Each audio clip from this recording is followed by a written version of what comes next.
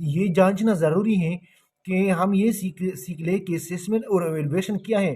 तो बाद में जो एमसीक्यूज होते हैं वो आसान होते हैं। असेसमेंट और एवेलुएशन पर आप लोगों ने हर टेस्ट में बहुत से एमसीक्यूज देखे। अस्सलाम वालेकुम दोस्तों, आज मैं आप लोगों के साथ एक नए वीडियो के साथ हाजिर हूँ। पेडागाजी होता है हमारा जो मिशन है, हमारा जो मकसद है, पेडागाजी को आप लोगों के पेडागाजी समझाना। इन्हीं पेडागाजी से हर दूसरा बंदा डरता है, बल्कि तकरीबन 5% लोग पेडागाजी को आसान समझते हैं और 95% जो है ये उनके लिए पेडागाजी बहुत मुश्किल है। हम पेडागाजी सीखते नहीं है, इसलिए हमारे लिए जो है पेडागाजी मुश्किल होता है। अब दोस्तों एक बात याद रखें, मेरे वीडियो जो होते हैं वो सिंपल होंगे लेकिन बहुत इन्फॉर्मेटिव होंगे। तो आज आप लोगों को एक नया टॉपिक डिस्कस कर रहा हूँ, जो है टॉपिक है असेसमेंट और एवेलुएशन। असेसमेंट और एवेलुएशन पर आप लोगों ने हर टेस्ट में बहुत से एमसीक्यूज देखे होंगे। बहुत से एमसीक्यूज असेसमेंट और एवेलुएशन से आते हैं। तो हम सबसे पहले असेसमेंट और एवेलुएशन समझते हैं कि असेसमेंट और एवेलुएशन है क्या। इसके बाद मैंने आप लोगों को 20 रिपीटेड एमसीक्यूज ये 20 रिपीटेड एमसीक्यूज भी आप लोगों के लिए मैंने तैयार किए हैं। तो वीडियो के एंड में ये भी डिस्कस करूंगा, लेकिन इससे पहले ये जांचना ज़रूरी है कि हम ये सीख ले कि असेसमेंट और एवेलुएशन क्या है। तो बाद में जो एमसीक्यूज होते हैं वो आसान होते हैं। तो दोस्तों चलते हैं वीडियो की तरफ कि असेसमेंट और एवेलुएशन है क्या चीज़। सबसे पहले हम असेसमेंट को डिस्कस करते हैं कि असेसमेंट क्या है। दोस्तों असेसमेंट आप सब लोगों ने सीखा होगा कि असेसमेंट क्या है, लेकिन असेसमेंट के बारे में बहुत से लोगों को अभी तक पता नहीं है। असेसमेंट हम जायजे को कहते हैं, यानी इम्तिहानात जो हम लेते हैं इसको कहते हैं। लेकिन असेसमेंट और एवेलुएशन में फ़र्क बहुत ज़्यादा है।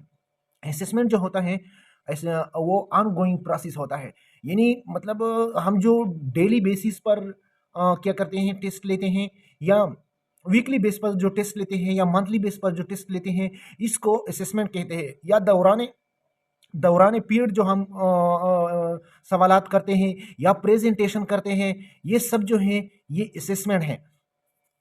या हफ्तावार जो हम टेस्ट तैयार करते हैं, या क्लास लेने के बाद जो हम क्या करते हैं, सवालात पूछते हैं तलबा से, इसको असेसमेंट कहा जाता है।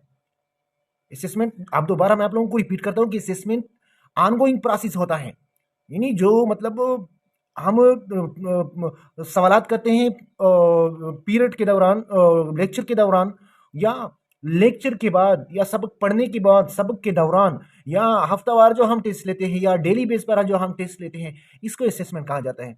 अब तो समझ में आया होगा। तो दूसरी बात, इवेल्युएशन। इवेल्युएशन क्या है दोस्तों? इवेल्युएशन ब्रॉड प्रोसेस है, मतलब जो एंड में हम इम्तिहानात लेते हैं, या 6 मंथ्स बाद, सेमेस्टर के बाद जो इम्तिहानात लेते हैं, जो फाइनल इम्तिहानात होते हैं, उसको हम इवेल्युएशन कहते हैं।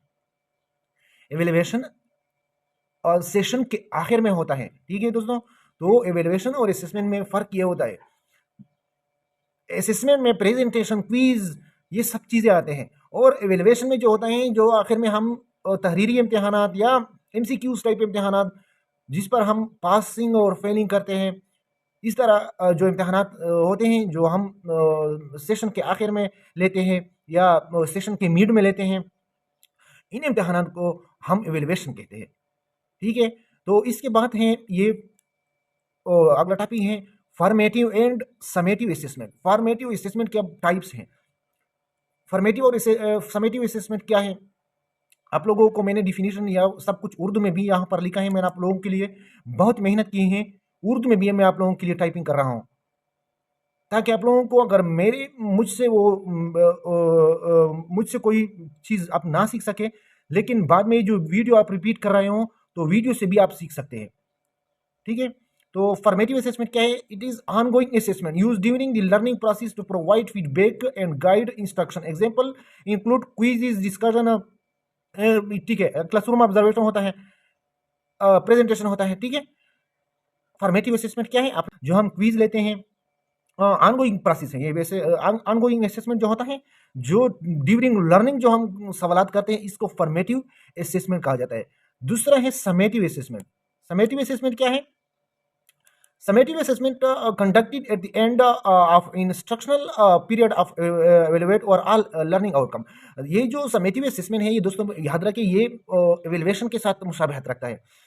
ये जो हम एंड में एग्जाम लेते हैं इसको हम क्या कहते हैं समेटिव असेसमेंट। ठीक है, यहाँ पर भी मैंने आप लोगों के लिए एक और डिफिनीशन भी या इसमें जो डिफरेंस है वो मैंने आप लोगों के लिए ये लिखा है। ठीक है, formative assessment is ongoing process that provide feedback during learning such as a quiz discussion. Summative जो होता है समेटिव असेसमेंट इवैल्यूएशन और all learning at the end of course through exam और अ फाइनल प्रोजेक्ट। ठीक है, ये आप देख सकते हैं। अच्छा, और नेक्स्ट टॉपिक है डायग्नोस्टिक असेसमेंट। ये भी इससे भी एमसीक्यूज आते हैं, ये भी आप लोगों ने देखा होगा, बहुत से टेस्ट में देखा होगा। ठीक है, कि डायग्नोस्टिक असेसमेंट क्या है। Diagnostic assessment use before instruction begin to determine student behaviour knowledge, student weakness and learning needs. ये डायग्नोस्टिक असेसमेंट है क्या चीज?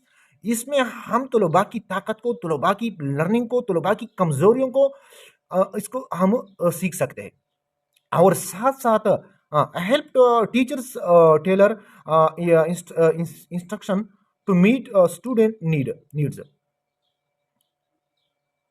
ये क्या है डायग्नोस्टिक असेसमेंट?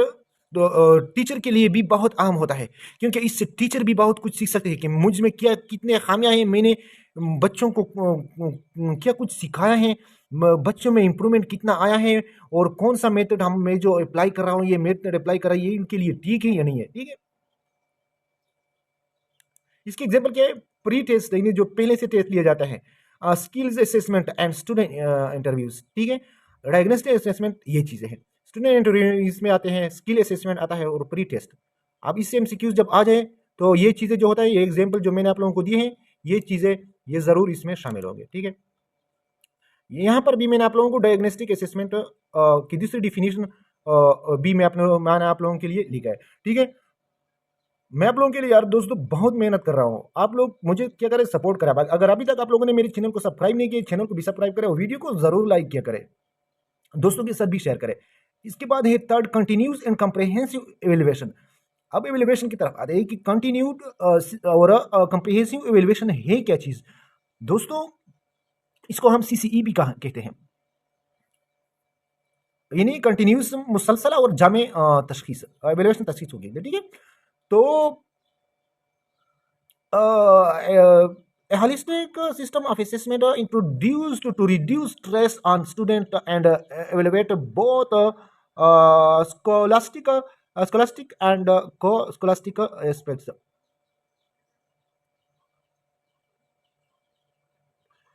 ये क्या है? इससे तलबा में दबाव भी कम हो जाता है। यानी तलबा इससे क्या होता है, जो हम सारा साल पढ़ाते हैं बच्चों को, तो जब वो मुकम्मल तौर पर सीख सके, यानी इस पर हम मुख्तलिफ किस्म के टेस्ट कर लेते हैं ड्यूरिंग दी सेशन। तो जब हम इसमें एग्ज़ाम लेते हैं तो क्या होता है, इसमें एग्ज़ाम जो हम लेते हैं वो आसान होता है क्योंकि साल बार हम इसमें टेस्ट करते हैं, तो आसानी से पास हो सकते हैं, इसको आसानी से दूसरी क्लास में प्रमोट हो सकते हैं और आसानी से वो अपना टेस्ट हल कर सकते हैं। इसमें दो किस्म है, एक कंटिन्यूस है और दूसरा है कॉम्प्रहेंसिव। एक कंटिन्यूस और दूसरा कॉम्प्रहेंसिव। कंटिन्यूस क्या होता है? कंटिन्यूस एवेल्युएशन ये regular assessment through the year, यानी जो हम रेगुलर असेसमेंट करते हैं इसको कंटिन्यूस एवेल्युएशन कहते हैं। ठीक है, और दूसरा है कॉम्प्रहेंसिव जामे तशखीस, जो हम एकेडमिक ईयर में करते हैं और नॉन एकेडमिक, यानी जिसमें हम क्या करते हैं इसमें जामे होता है असेसमेंट, जो हम इस मतलब साफ साफ मैं ये बात को बता रहा हूँ कि जो हम आखिर में जो तफसीली पेपर तैयार करते हैं या एमसीक्यूज पेपर, अब आजकल जो एमसीक्यूज बेस्ड पेपर तैयार होते हैं इसको कंप्रेहेंसिव। सो दोस्तों लाइक करें, शेयर करें और सब्सक्राइब ज़रूर करें ताकि भाई को भी मोटिवेशन मिल जाए। वस्सलाम।